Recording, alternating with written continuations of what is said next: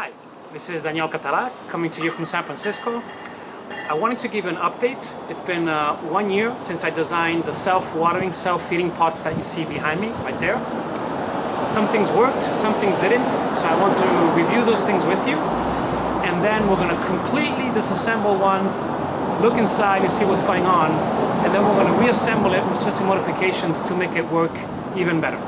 So let's go to the whiteboard and let me talk to you about what I liked about this system and changes that I think will help. Before I proceed, I wanted to invite you to look at the first video, if you haven't seen it, where I put together this assembly. In the description for the video, there'll be a link to that clip. So the things I was happy with this system was that I was able to grow beans, collard greens, sage, and other plants, getting a good yield. I was able to step away from the watering because the bottom reservoir has enough water to last for a long time. And a lot of the kitchen scraps that the house generates were used to feed the plants through the chute that's there. I also encountered some issues, and I want to tell you what those were and then how I plan to address them. The main 4 issues were fruit flies, mosquitoes, rodents, and that's a euphemism for rats, and the fact that the water would go from the upper to the lower chamber, but after about 8 months it stopped coming up. So let's look at these one by one, why they happened and how can we fix them.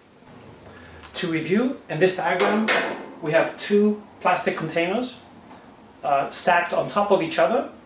We have a water reservoir at the bottom. The top is filled with soil, so all of this right here is soil. This is where the plants reside. There's a chute down which you put kitchen waste, and it's a 6-inch PVC tube just like this. The tube has perforations below the surface to allow earthworms to come and go. And water is given by drip irrigation, goes down to the lower chamber, and then through a system of wicks that are connected here, some cotton kitchen towels, the water is supposed to go back up. The first issue I had was fruit flies, because I had this tube exposed. And when I added food content, at the very surface would attract them, and when I went to add more food scraps, the fruit flies would just stream out. The second issue I had was with the water being a breeding ground for mosquitoes. So when you water, the water fills up from the bottom to the top. This would be the water level right there. And the mosquitoes were entering and putting the larvae right there. So that was the second issue. The third one is rats. So mice smell food. And what happened was, when I perforated the tube, the holes were too close to the surface. The rats could smell the food and they started digging, lifting up all my small plants. And the fourth and last issue, it was with the wicks. I chose to use wicks made out of cotton, and these over time deteriorated, they decomposed, so there was no longer any wicking action. The solutions that I want to implement today are fourfold. For the top of these tubes, I'm going to put a lid, and every time I add food, I'm going to add shredded cardboard so that the fruit flies cannot find the food. The second modification is we're going to have aquatic plants grown at the edge, right over here, so that there's no space for mosquitoes to come and drop their eggs and larvae. The third solution for the rats is going to be to redesign these tubes with the holes lower down so that they cannot smell the food. And the fourth modification is going to be to use wicks that are made out of a synthetic material. It's going to be a thick cord made out of polyvinyl. So let's go downstairs and disassemble one of these boxes, see what we find, and then we'll reassemble it with all of these modifications.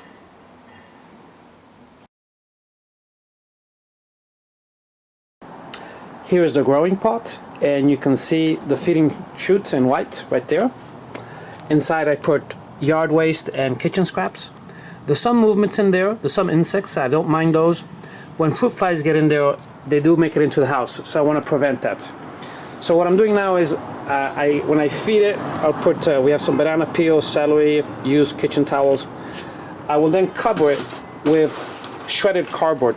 All the boxes that come to the house, I put through a paper shredder that has a 15-page capacity, and it creates this great amendment for the garden and barrier to fruit flies.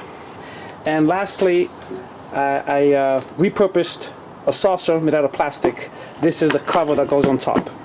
And by taking those precautions, the shredded paper and the cover, I've been able to neutralize the fruit flies.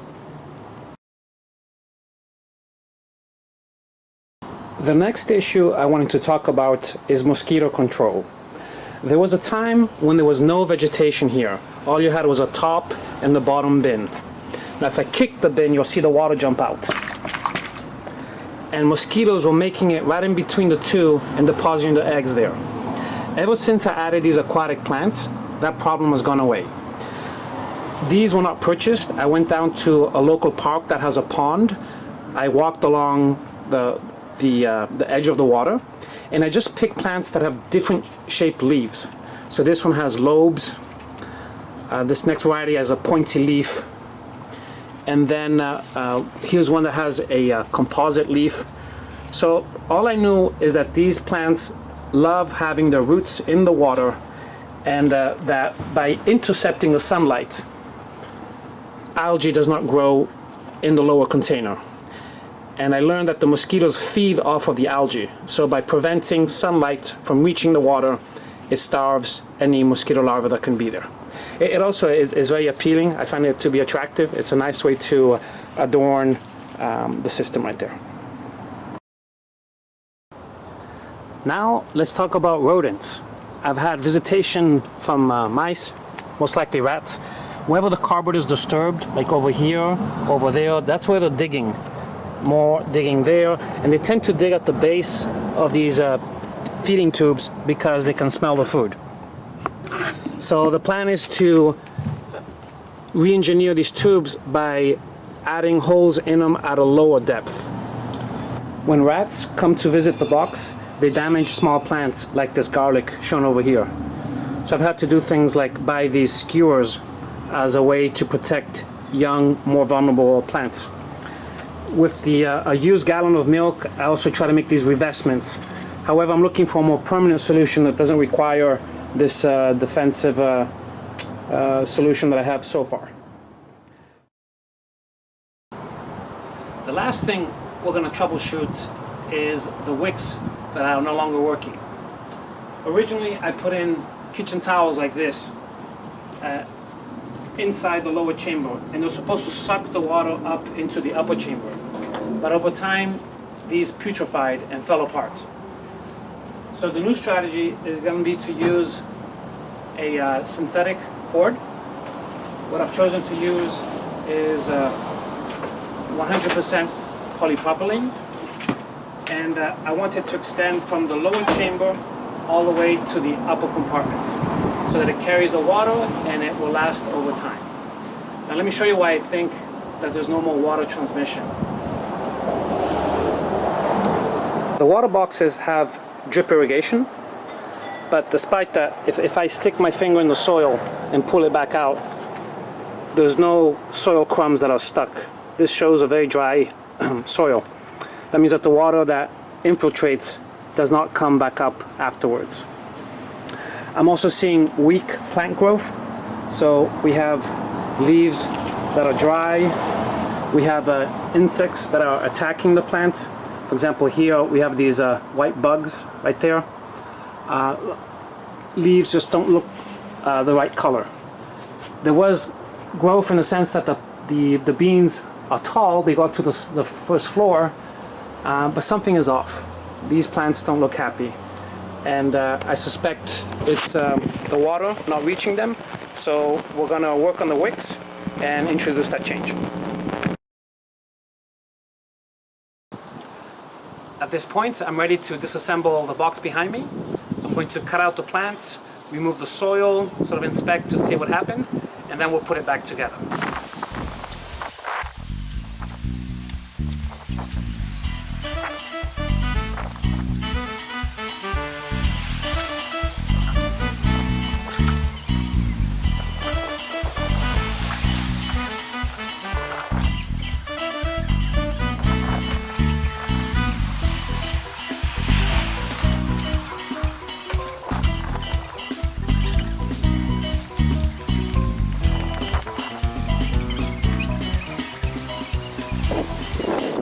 I've been disassembling this box, and I'm stopping the digging just a moment to show you something. From here to there, these 6 inches, the soil was pretty dry. Now I'm starting to hit soil that's more moist, and it looks pretty rich. So I think that the feeding through the white tube has helped. There's roots throughout the soil. It feels moist. I see worms. So the whole principle of enriching your soil with a feeding tube and providing an environment suitable for earthworms, that is panning out. I am finding earthworms in the soil, so I'm just going to wash these off a little bit so we can have a look at them. Some are yellow in color, some are grayish. These don't look like red wigglers. These are more the deep burrowing type of worms. And I'm happy with the quality of the soil in the lower levels. So these are earthworms I'm finding. I wanted to show one more finding. This is a root system of the beans I had, and you see the little balls? That's where the nitrogen fixing bacteria live. So this tells me that we have the azobacteria that capture nitrogen from the air and provide free fertilizer. So that's another positive indicator that I'm finding. Just for fun, I'm gonna empty the feeding tube like a sausage. And what I expect to see is a column where the top is less broken down and the bottom is most broken down. So see if those earthworms have been working. Once again, you can see that there's virtually nothing left of the wicks right there. So let's push this out and see what we find.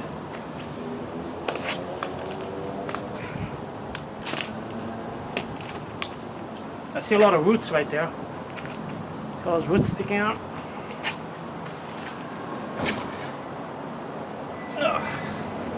Boy, this is hard. Okay, let me shut off the camera and do this. I'll be right back. It's too hard to remove, but what I can show you is that the bottom is like mud. You can see it sticking out of the holes when I push. See right there? And we also have earthworms that are coming out. So this has worked as planned. The bottom is much more degraded than the top, where the food scraps are inserted, and the bottom has these earthworms right there. The top instead looks very fibrous. You can still discern the branches and twigs. But the bottom is very much like soil already. My suspicions are confirmed. The wicks are completely gone. I'm going to remove one of the drains to show you the absence of the wicks. So here is the drain itself. We have long wicks, they're about 2 feet long, that are gone. Here's a little piece of the cloth still left, right there. But it's just a vestige, there's not much left. Let me empty this. So you can see cotton wicks don't last a long time. And we're going to replace this with something a little bit better. Now I'm going to remove the drains and also the top compartment, so you get to see what the water looks like. The water is relatively clear, because it's transparent, and as this comes off, you'll see how all the aquatic plants are pushed on the side right there. And at the bottom we have the 2 milk crates that support the top container. And when I look at the water, I don't see any mosquito larvae, so I'm happy with that.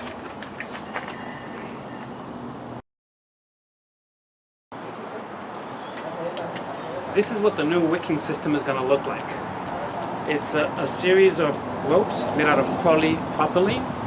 This is the portion that goes into the water, and the upper 2/3 is what's going to go into the soil. To set this up, what I did is I cut off, in this case it was a 10-foot length of rope. When you cut it, it tends to fray, so we want to put a knot to prevent it from keep on opening. We'll do a figure 8 knot. So cross above, cross below, and go back through the little hole right there. That's a figure 8 knot, and it will prevent it from fraying. We'll do that at the other end also. So once again, create a loop, cross above, cross below, go through the little eye right there, through the buckle. Okay, then I'm going to divide it mentally into thirds. So I'll have, let's see, here's 1/3, 2/3, 3/3 right there. And at the 1/3 mark, I'm going to put a stopper knot. The reason we're putting this knot in is to prevent the rope from sliding through the grate and falling into the lower compartment. So here's our grate. I'm going to feed through it the loop we've created. I'm sure you can see it's a bit of a tight squeeze. This is a 1/4 inch on the diameter for the cord, and this is the lower portion that goes in the water. This is the upper portion that will stay in the soil. I'm going to put 4 of these per grate, and once that is done, we're going to insert them, and that's where I'll join you next. We're at the point now where we can add the wicks. So I'm going to grab this with my hand and bunch it up together, then feed it into the lower compartment where the water is. Make sure we have a good fit, and I'll show you a wick that's already been placed on the side. I added a piece of irrigation tube that will be removed later, just to position the ropes so they do not move as I add soil.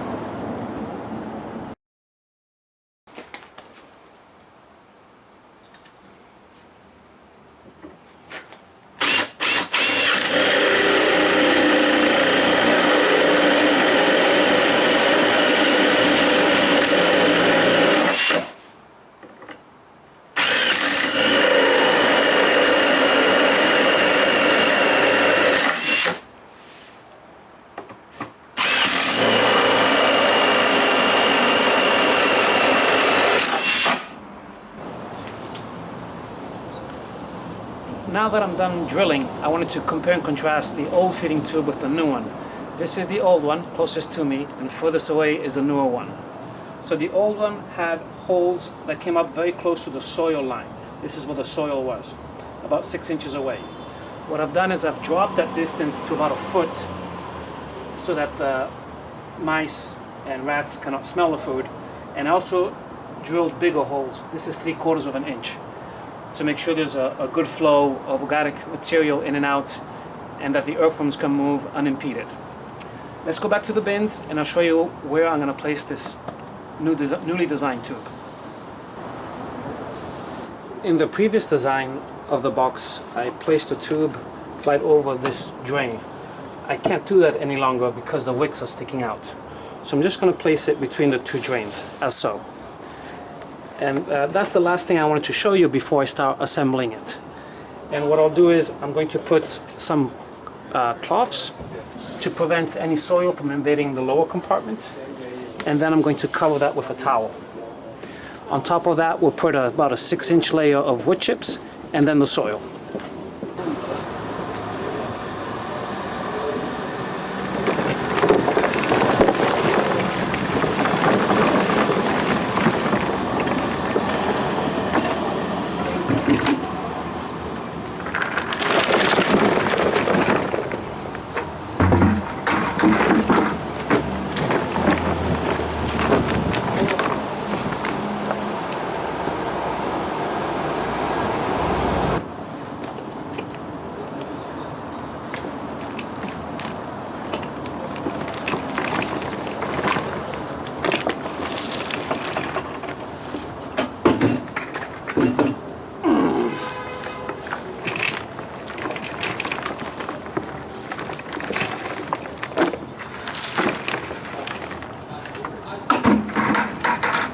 on second thought, I think I'm going to leave this irrigation tube as a support for the wicks. And I'll keep on topping off with soil, as I've shown you. Thank you for joining me today. This is the restored self-watering, self-feeding pot. We've addressed 4 main concerns. This is ready to be planted, so I look forward to giving you an update on how this works out. Thank you for joining me today.